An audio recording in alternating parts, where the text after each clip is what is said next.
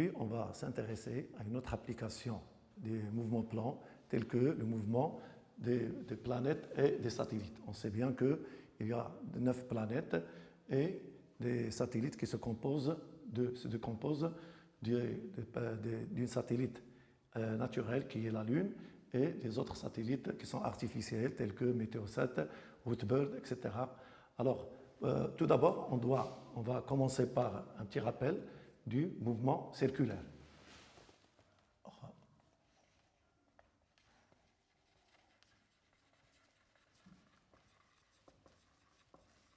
Mouvement circulaire uniforme.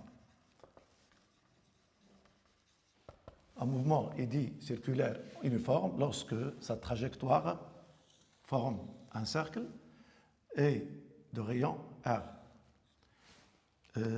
Voilà, donc la première des choses, sa trajectoire forme un cercle et quand sa vitesse linéaire est constante, donc V, la valeur de la vitesse linéaire est constante, V est égal à R oméga, où oméga est la vitesse angulaire,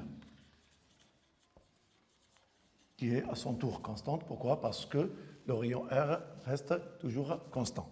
Lorsque je veux représenter le vecteur vitesse, elle est toujours dans le même sens tangent à la trajectoire et R a le même sens que celui du sens du mouvement.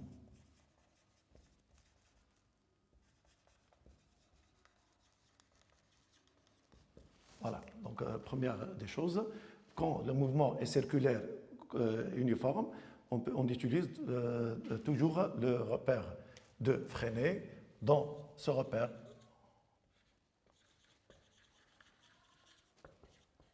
de Freinet, l'expression de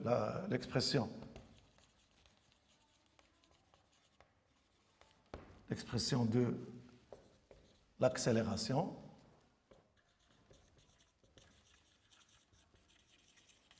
linéaire est A est égal à AT plus AN. On sait bien que AT représente la composante tangentielle de l'accélération et AN, c'est la composante normale de l'accélération. Voilà, donc l'expression de l'accélération tangentielle AT n'est que dV sur dt fois U et AN n'est que V carré sur R fois N. Mouvement est uniforme, donc V constante, d'où AT est égal à 0.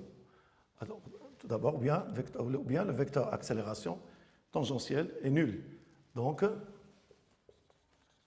A n'est que AN. Or, l'expression de AN n'est que V carré sur R fois N. Et d'après l'expression précédente de la vitesse, alors on aura ici R oméga au carré fois N. Si on veut représenter les deux vecteurs, si je veux représenter le vecteur accélération, elle est centripète. Donc A n'est que AN.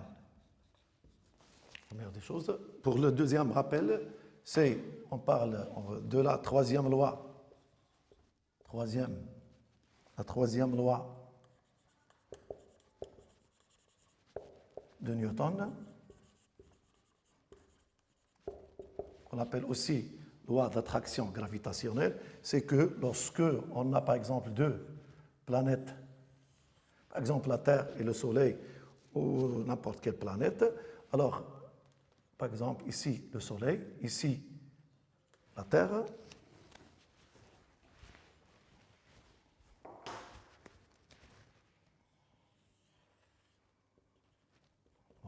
on a ici la Terre, ici Soleil.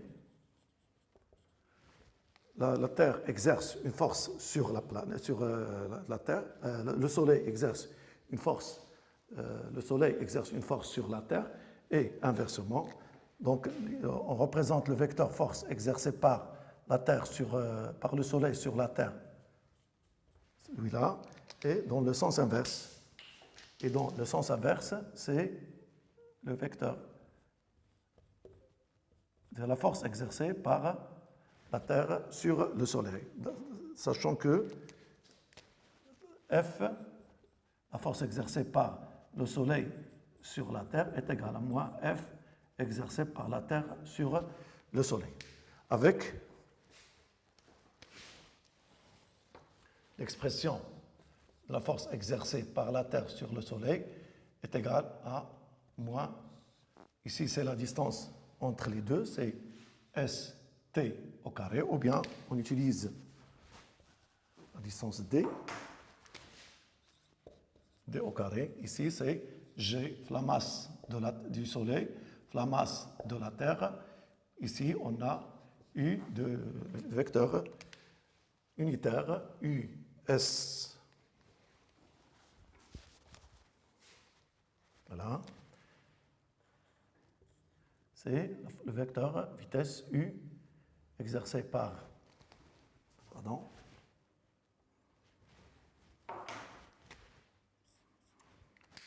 vecteur unitaire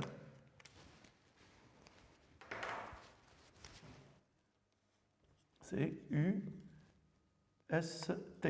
Voilà. Donc c'est ici, c'est UST. Voilà, G, c'est la constante d'attraction gravitationnelle. G, constante d'attraction. G est la constante d'attraction gravitationnelle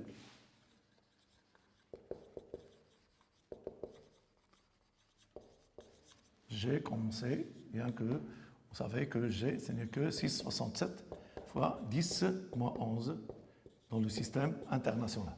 Voilà. Donc, cela concerne un rappel sur ce qu'on a déjà vu en tronc commun, ainsi que l'année dernière en ce qui concerne le mouvement circulaire uniforme. Alors maintenant, on va aborder la partie la plus intéressante de ce chapitre qui est les lois de Kepler.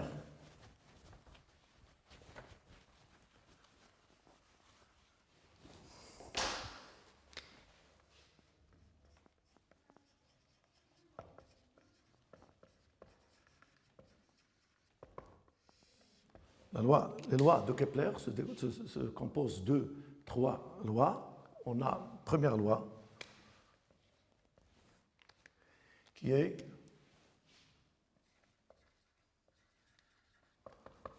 ce qu'on appelle aussi loi des orbites.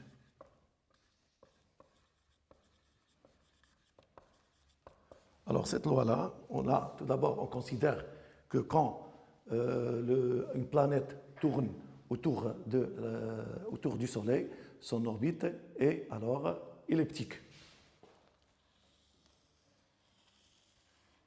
Voilà, donc on a deux foyers, ou les 2 points qui constituent les 2 foyers de l'objet.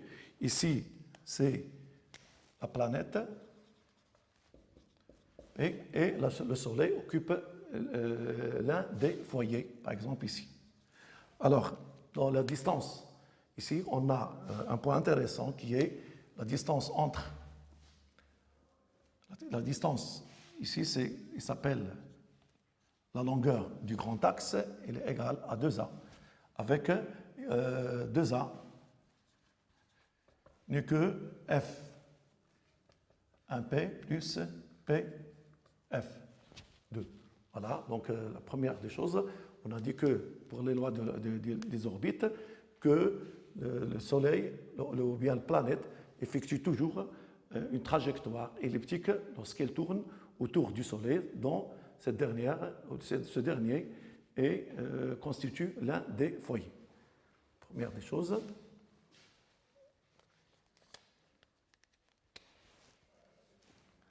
Grand A s'appelle la longueur du demi-grand axe. A avec A et la longueur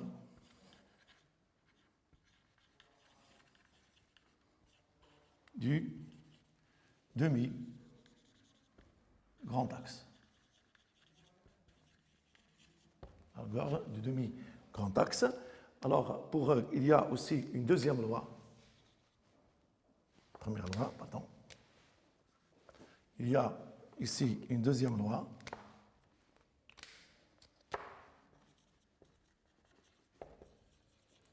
Qu'on appelle loi des airs. Pour la loi des airs, qu'est-ce qu'il dit? Il dit que pour une planète qui tourne autour du Soleil, le vecteur ou bien le segment SP, supposons que, par exemple, la planète passe du point P1 au point P2, alors ce segment-là balaye une surface, bien l'air A1, celui-là c'est l'air A1, et pendant une durée delta t, et supposons que cette planète-là balaye, ou bien le vecteur SP balaye une autre aire, telle que entre P3 et P4, alors, donc je répète, la distance, ou bien au cours de la durée delta t, le segment SP balaye une aire A1 qui est égale à celui de A2. Alors, on a pendant la durée delta t, A1, on a A1 n'est que A2.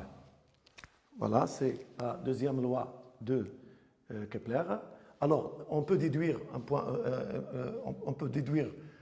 intéressant, c'est que plus la planète s'approche du Soleil, plus sa vitesse augmente. Et par conséquent, en ce point-là,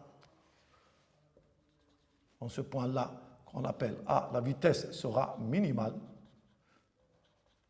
et ici, bien maximale, et ici, la vitesse, ici par exemple, il sera au point P, il sera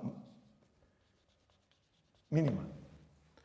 Donc c'est ça la deuxième loi de Kepler. Maintenant, on va s'intéresser, on va passer la troisième loi de Kepler.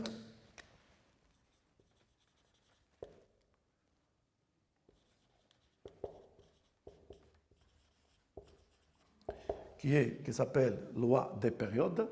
Qu'est-ce qu'il dit? Il dit que le carré de la période de révolution d'une planète autour du Soleil est proportionnel au cube du grand axe, c'est-à-dire qu'on aura t au carré sur a au cube est égal à une constante k. K est une constante qui dépend de la masse du Soleil. Voilà. Ici, c'est la troisième loi de Kepler qui s'appelle loi des périodes.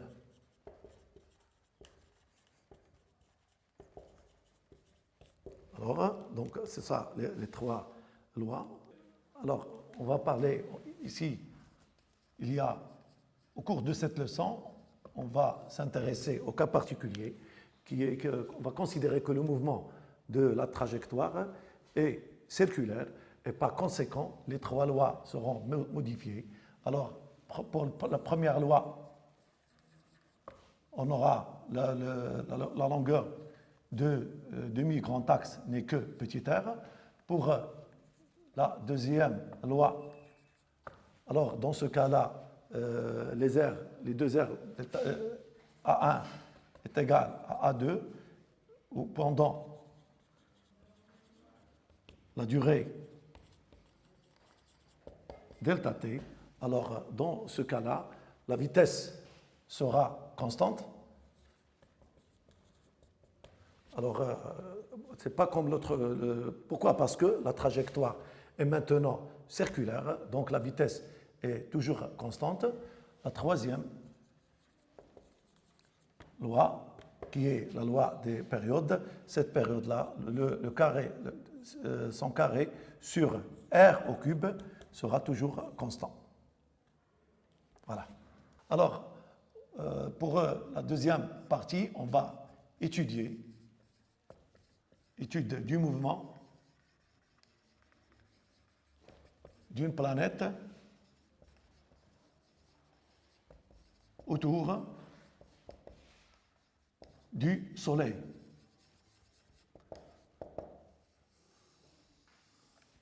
Voilà. Dans ce cas-là, on va appliquer la deuxième loi de Newton. On considère un référentiel galiléen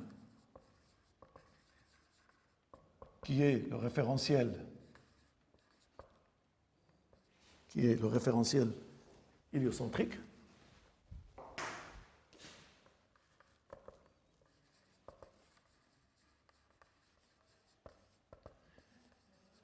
Héliocentrique. Le système étudié n'est que la planète.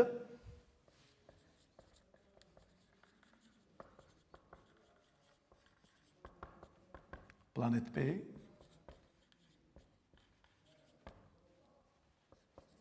Planète P. Bilan des forces.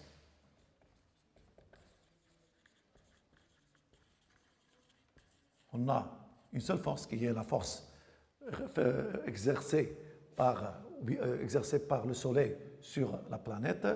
Donc on va la noter F de vecteur FSP. Donc ici, bilan de force exercée par le Soleil sur la planète de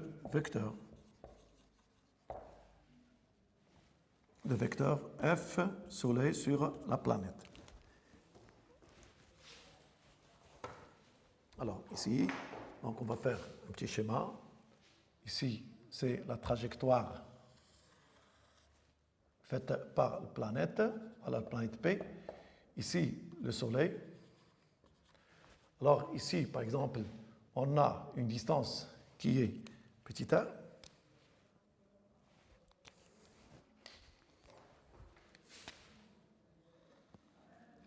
Et la force, le Soleil exerce une force sur la planète. Elle est représentée comme celui, donc SP. Alors ici, le vecteur unitaire n'est que USP, et comme le mouvement, ou bien la trajectoire est circulaire, on va utiliser le vecteur unitaire normal qui est N. Alors, si j'applique, maintenant on va appliquons la deuxième,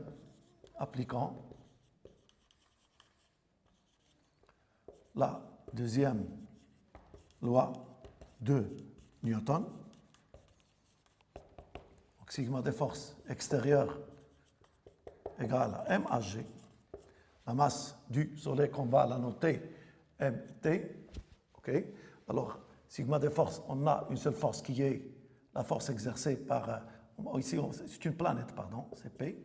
Alors, ici, c'est la force F du satellite sur planète, n'est que MP fois AG.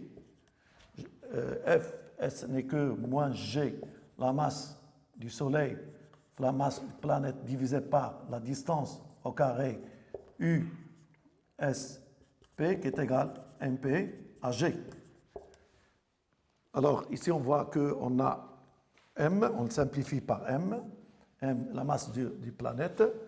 Alors qu'est-ce qu'on va obtenir? On va obtenir l'expression. Et on remplace, on a USP n'est que moins N, d'où l'expression du vecteur accélération du centre d'inertie ne sera que Gms sur R au carré fois N.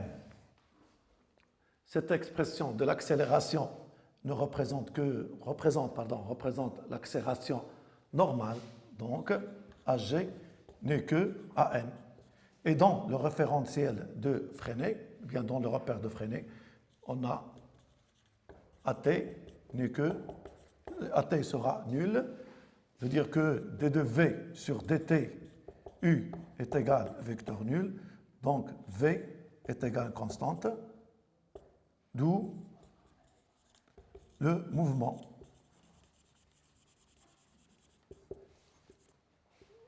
de la planète est circulaire uniforme. Donc il ne faut pas oublier ça, c'est que, en général, quand une planète fait un tour autour du Soleil, le sens du mouvement, ou bien le mouvement, la nature du mouvement est toujours circulaire uniforme. Alors, par conséquent, on va passer à d'autres expressions aux expressions des autres grandeurs qu'on va s'intéresser. On va voir. Alors ici, on a montré que la vitesse est constante. Maintenant, on va passer à l'expression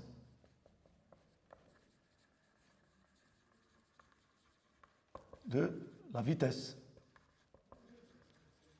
On va passer à l'expression de la vitesse linéaire de la planète.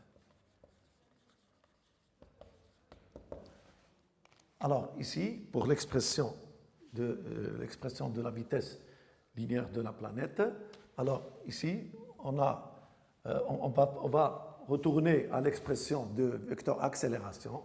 On a Hg n'est que G, la masse du Soleil divisé par R au carré fois N.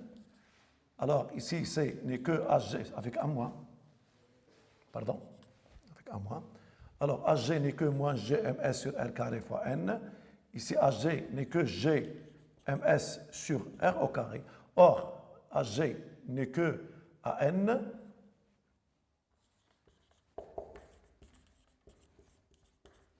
AN n'est que V au carré sur R, qui est égal à Gms sur R carré. On simplifie par R et on va trouver l'expression de la vitesse de la planète lors de son mouvement autour du Soleil, et V est égal à Gms sur R. En ce qui concerne les unités, on travaille en général dans le système international. C'est mètre seconde moins 1, mètre kilogramme, et ici c'est SI, c'est-à-dire dans le système international. Maintenant, on passe à l'expression. On passe maintenant à l'expression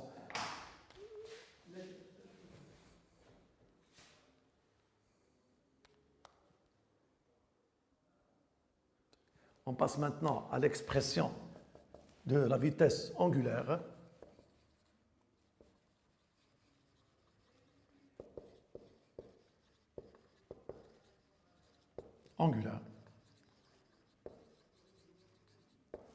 Du mouvement du planète autour du Soleil. Bon, on sait que V n'est que R oméga. Oméga, comme on avait déjà vu, c'est le symbole où la représente la vitesse angulaire. Oméga n'est que V sur R. Donc, et d'après l'expression précédente, l'expression de oméga sera mgs sur R au cube. Voilà une autre expression de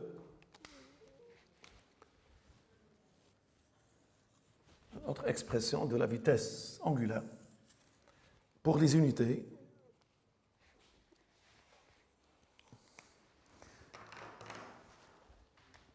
unités, oméga sera en radian. Radian seconde moins 1. R, c'est la distance entre la position de la planète et le centre de gravité ou bien d'inertie du Soleil. Ce n'est que R, c'est en mètres. C'est le rayon de la trajectoire. Ici, c'est en kilogrammes.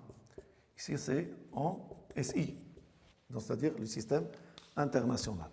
Alors, Maintenant, on va passer à l'expression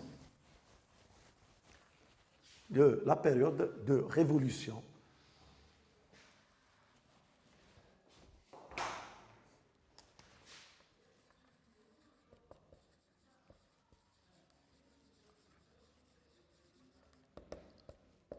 Alors, pour l'expression de la période de révolution, on sait que quand le mouvement est circulaire uniforme, l'expression, la relation entre la période propre et la vitesse angulaire n'est que 2π sur oméga. Et en utilisant la relation qu'on a obtenue auparavant, donc on aura ici ces 2π sur la racine de Gms sur R au cube, c'est-à-dire T n'est que 2π. Racine de R au carré sur Gms. Et on peut, dans ce cas-là, vérifier la troisième loi de Kepler. Vérification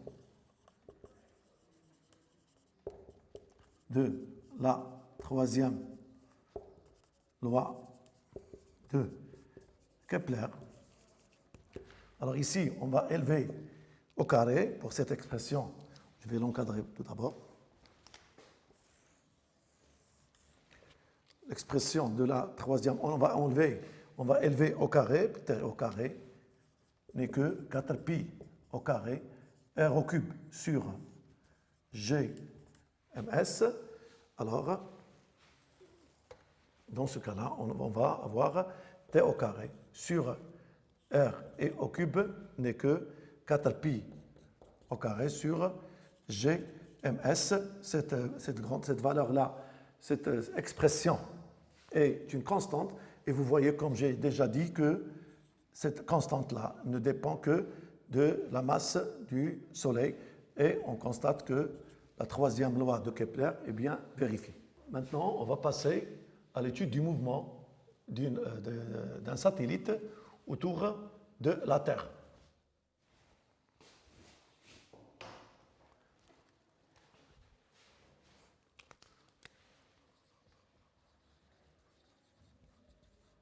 Comme j'ai dit, le satellite peut être la Lune, pour le cas d'un satellite naturel, ou bien le cas des satellites qui sont artificiels, tels que météosat, etc., autour de la Terre. Alors, dans ce cas-là, on va passer par les mêmes étapes, c'est-à-dire par l'étude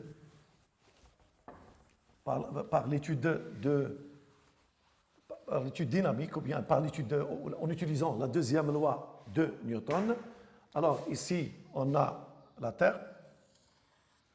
Ici, on a un satellite qui tourne autour, qui se trouve, par exemple, à une hauteur h de rayon de la surface de la Terre. Ici, c'est RT.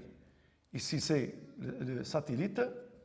Alors, dans ce cas-là, en passant par les mêmes étapes, en appliquant la deuxième loi de Newton, on va aboutir aux expressions de vecteur accélération hg n'est que gmt sur r au carré n, c'est-à-dire ce n'est que gmt sur rt plus h au carré fois n, avec r, c'est rt plus h. L'expression de la vitesse, et on va faire la même chose pour la démonstration de la nature du mouvement, qui est mouvement circulaire uniforme, c'est-à-dire que le satellite fait un mouvement circulaire uniforme, et l'expression de la vitesse n'est que v égale la racine carrée de g. Maintenant, la masse du Soleil est remplacée par la masse de la Terre, divisé par RT plus H. C'est l'expression de la vitesse linéaire. La vitesse angulaire a pour expression gmt sur RT plus H au cube, et l'expression de la période de révolution n'est que RT plus H au cube sur G mt. Et on peut aussi vérifier la troisième loi. On peut aussi vérifier la troisième loi de Kepler. Ici, c'est la Terre. La troisième loi de Kepler, on va élever au carré. T au carré n'est que 4pi au carré RT plus H au cube sur GMT. Alors, ici, donc, l'expression de la troisième loi de Kepler est la suivante. N'est que 4pi au carré sur GMT. Et vous voyez que cette expression T carré sur RT plus H au cube, c'est une constante, donc la constante ne dépend que de la masse de la Terre. Maintenant, on va aborder le dernier paragraphe, c'est-à-dire qu'est-ce que pour un satellite géostationnaire. Alors on va le voir, on va le faire sous forme d'une remarque.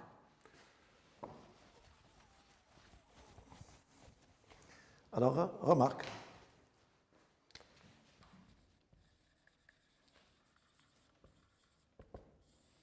Un satellite géostationnaire est un satellite qui reste couramment, paraît couramment immobile par rapport à la Terre, bien à un observateur qui se trouve à la surface de la Terre. Alors, pour que ce satellite soit géostationnaire, il faut qu'il aille, ou bien il doit obéir à 3 conditions. La première, il faut que le sens du mouvement de ce satellite soit dans le même sens de la rotation de la Terre autour d'elle-même. Deuxième condition, il faut que la période de révolution soit égale à la période du mouvement de la Terre autour d'elle-même. Et pour la troisième condition, il faut que le mouvement s'effectue dans le plan équatorial. Alors, on a dit que pour qu'un satellite soit géostationnaire, il doit obéir aux 3 conditions. Il faut que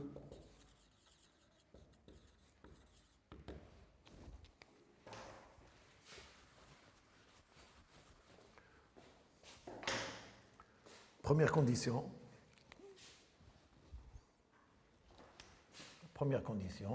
il faut que la période de révolution du satellite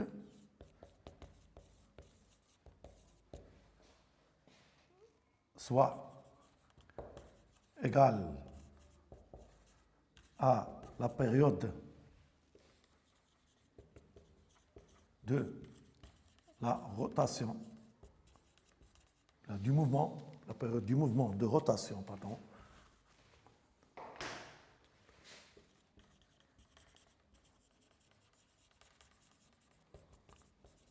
de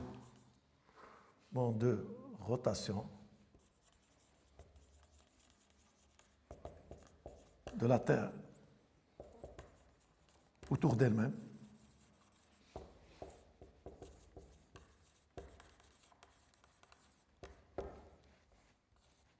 Première des choses, première condition. La deuxième, il faut que le sens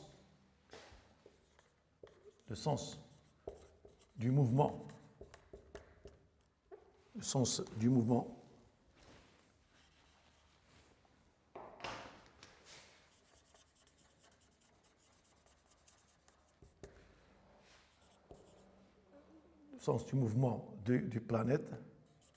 du satellite, est le même que celui de la Terre.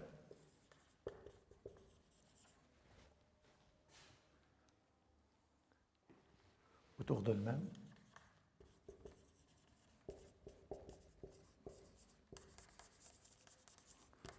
Troisième condition et la dernière, le mouvement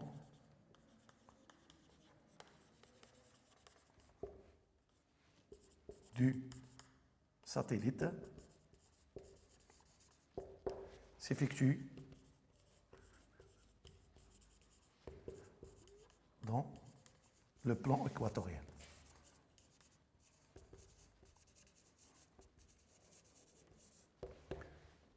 Voilà.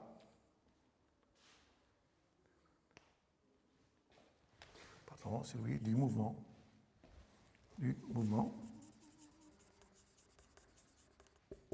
de la Terre autour d'elle-même. Voilà.